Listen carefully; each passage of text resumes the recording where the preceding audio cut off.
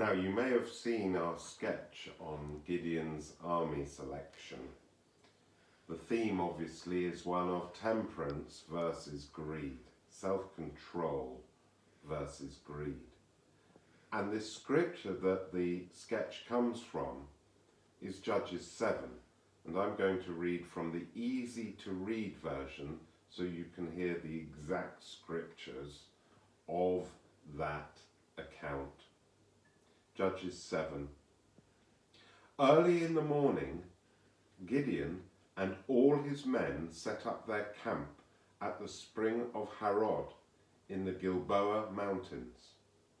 The Midianites were camped in the valley at the bottom of the hill called Moreh, north of Gideon and his men. Then Yahweh said to Gideon, I am going to help your men defeat the Midianites, but you have too many men. I don't want the Israelites to forget me and brag that they saved themselves. So make an announcement to your men. Tell them, anyone who is afraid may leave Mount Gilead and go back home.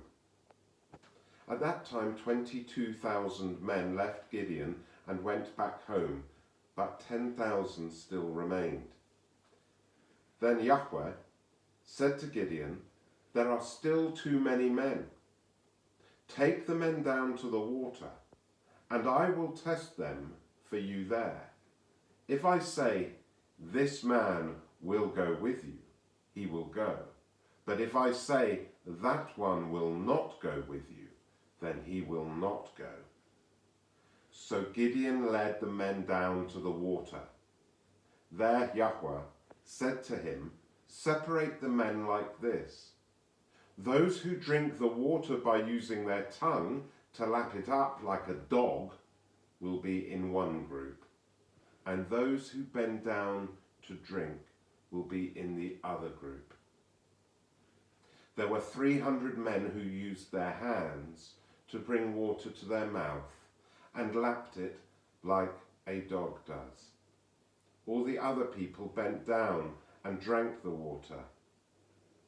Yahweh said to Gideon, I will use the 300 men who lapped the water like a dog. I will use them to save you, and I will allow you to defeat the Midianites. Let the other men go home. So Gideon sent the other men of Israel home. He kept the 300 men with him. Those 300 men kept the supplies and the trumpets of the other men who went home. That ends Gideon's army selection. Thank you for listening.